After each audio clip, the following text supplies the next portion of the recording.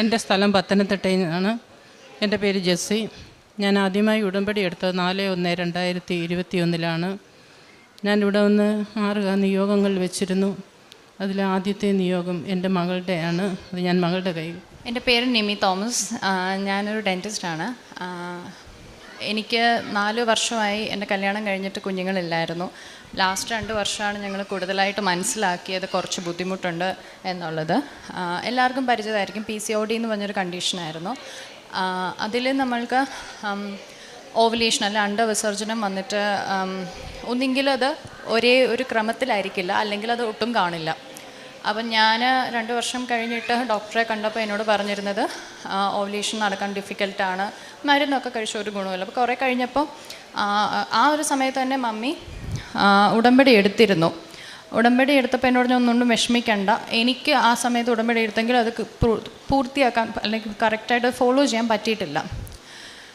ഞാൻ ഡോക്ടറെ കണ്ടിട്ട് ഓൾമോസ്റ്റ് ഒരു 1.5 years, ഒരു 1.5 വർഷത്തോളം ഞാൻ ട്രീറ്റ്മെൻറ്റ് കാര്യമായിട്ടൊന്നുമില്ല, എന്നാലും ടാബ്ലറ്റ് വരും, എല്ലാ മാസവും പോയി ചെക്ക് ചെയ്യും, ഓവമുണ്ടോ ഉണ്ടോ നോക്കും, ആയിട്ടില്ല. ലാസ്റ്റ് ഓഗസ്റ്റ് ഞാൻ ഇതുപോലെ പോയി, ഞാൻ പോയി. എന്നിട്ട് സൈക്കിളിൻ്റെ മിഡ്, അതായത് 14th day നോക്കി, 17, 18, 21st അങ്ങനെയൊക്കെ നോക്കി. അപ്പോഴൊന്നും ഓവുലേഷൻ സ്റ്റാർട്ട് ചെയ്തിട്ട് പോലുമില്ല. എന്നോട് പറഞ്ഞ് IVF നോക്കണം, അല്ലെങ്കിൽ IUI ഇങ്ങനെയുള്ള വേറെ പ്രൊസീജിയേഴ്സ് ചെയ്യണം എന്നുണ്ടായിരുന്നു. പക്ഷേ എൻ്റെ ഉള്ളിൽ പറയുന്നുണ്ടായിരുന്നു അതിൻ്റെ ഒന്നും ആവശ്യം വരത്തില്ല എന്നുള്ളത് എനിക്ക് നല്ല ഉറപ്പുണ്ടായിരുന്നു. എവിടെ നിന്നാണെന്നറിയില്ല, എനിക്കൊരു ഒരു ഫെയ്ത്ത് ഉണ്ടായിരുന്നു. അപ്പം ഞാൻ കൊന്ത ചൊല്ലുമ്പോഴൊക്കെ മാതാവിനോട് ഇത് പറയുമായിരുന്നു. എന്നിട്ട് ഞാൻ വേറൊരു ഡോക്ടറെ റെഫർ ചെയ്ത്, ഇനി എനിക്ക് പറ്റില്ല, വേറൊരു ഡോക്ടറിന് പോകണം എന്നുള്ളത് തന്നെ പറഞ്ഞു, ഇൻഫെർട്ടിലിറ്റി സ്പെഷ്യലിസ്റ്റ്. എനിക്ക് ആ ഒരു വേർഡ് ഭയങ്കര ഹെവി ആയിരുന്നു. എന്നിട്ട് വിഷമത്തോടെ ആണെങ്കിലും ഞാൻ പോയി. എന്നോട് പറഞ്ഞു ഏതായാലും നമുക്ക് നെക്സ്റ്റ് സൈക്കിളിൽ നോക്കാം, ഇത്തവണയൊന്ന് വെയിറ്റ് ചെയ്യാൻ പറഞ്ഞു.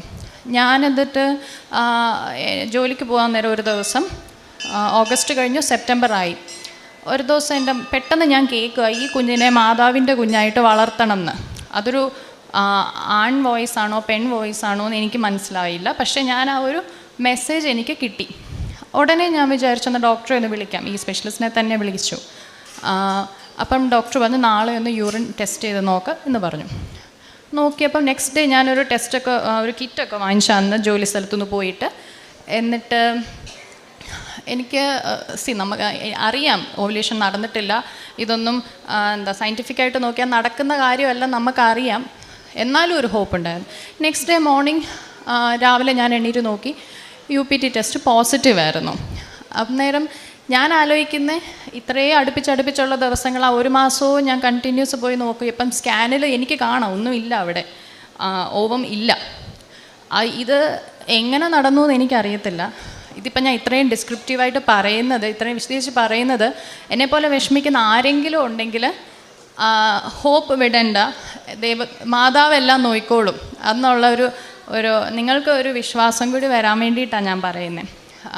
ഞാൻ കാരണം ഒരുപാട് വിഷമിച്ചിട്ടുണ്ട്. ഞാൻ ഡോക്ടറിൻ്റെ അടുത്ത് പോകുമ്പോഴും, ഞാൻ അവിടെ ചെല്ലുമ്പോൾ പ്രഗ്നൻ്റ് ആയിട്ട് എല്ലാവരും ഹസ്ബൻഡും വൈഫും ഇങ്ങനെ 7 മാസം 8 മാസമൊക്കെ ആയിട്ട് വന്നിരിക്കുമ്പോൾ ഞാനിങ്ങനെ ഒരു കോർണറിൽ പോയി ആദ്യം ഇങ്ങനെ ഇരിക്കും. ഞാൻ ഹസ്ബൻഡിനെ കൊണ്ടുപോയില്ലായിരുന്നു, ഇല്ലാത്ത ദിവസം ഞാൻ ആ ടൈം നോക്കിയായിരുന്നു പോകുന്നത്. പിന്നെ പറയാനുള്ളത്, മമ്മിയുടെ അതുപോലെ കണ്ണീരുള്ള ഒരു പ്രാർത്ഥന ഉണ്ടായിരുന്നു. അതേപോലെ എൻ്റെ ഹസ്ബൻഡിൻ്റെ അമ്മയും മാതാവിൻ്റെ അത്രയും വിശ്വസിക്കുന്ന ഒരു ആളാണ്. ഇവരുടെ 2 പേരുടെയും പ്രാർത്ഥനയുണ്ട്, പിന്നെ എൻ്റെ ഹസ്ബൻഡിൻ്റെ വിഷയമുണ്ട്. ഇതെല്ലാം മാതാവിനോടാണ്, അങ്ങോട്ടാണ് ഇവരെല്ലാം ഏൽപ്പിച്ചിരുന്നത്.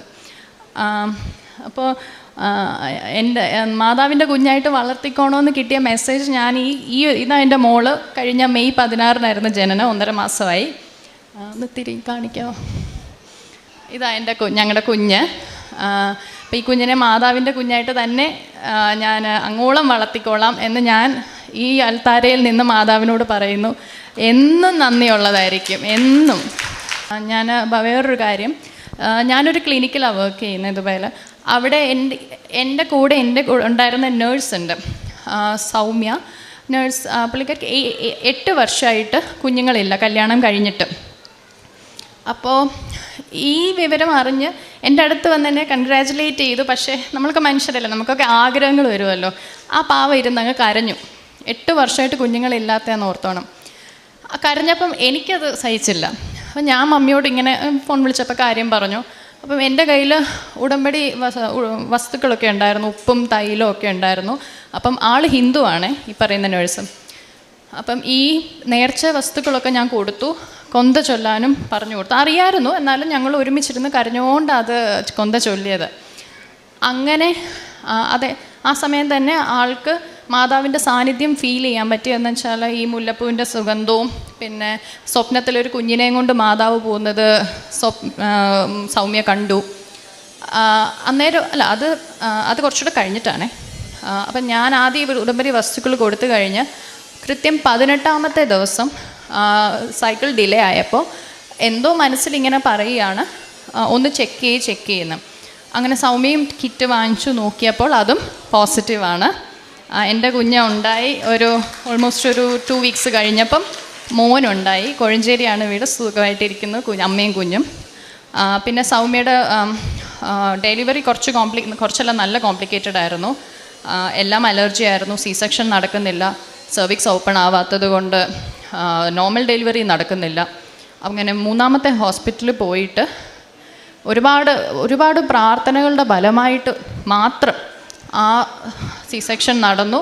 പ്രശ്നമൊന്നുമില്ലായിരുന്നു. ഡോക്ടർ പറഞ്ഞത് മരണം വരെ സംഭവിക്കാം എന്ന് പറഞ്ഞിട്ടാണ് സൗമ്യയെ ഓപ്പറേഷൻ തിയേറ്ററിൽ കയറ്റിയത്. അങ്ങനെ ആ കുഞ്ഞും ഉണ്ടായി, സൗമ്യ സുഖമായിട്ടിരിക്കുന്നു. കുറച്ചൊക്കെ പ്രശ്നങ്ങളുണ്ടായിരുന്നു, പക്ഷെ അതൊക്കെ മാനേജബിൾ ആയിരുന്നു. എല്ലാം ദൈവം സഹായിച്ച് മാതാവിൻ്റെ അനുഗ്രഹം ഉള്ളത് കൊണ്ട് നന്നായിരിക്കുന്നു. അത് മറ്റൊരു സാക്ഷ്യം. പിന്നെ എൻ്റെ ഒരു കസിനും സെക്കൻഡ് കിഡ്, അതൊരു 9 വർഷത്തോളമായി PCOD തന്നെയായിരുന്നു പ്രശ്നം. ആളുടെ ഡെലിവറി നെക്സ്റ്റ് മന്താണ് സ്കെഡ്യൂൾ ചെയ്തേക്കുന്നത്. ഇതുപോലെ ബുദ്ധിമുട്ടായിരുന്നു ഒരുപാട് കൺസീവ് ചെയ്യാനായിട്ട്. എനിക്ക് പുറകെ ജീന എനിക്ക് പുറകെ കൺസീവ് ചെയ്തു. പിന്നെ നെക്സ്റ്റ് മന്ത് പറഞ്ഞ പോലെ ഡെലിവറിയാണ്.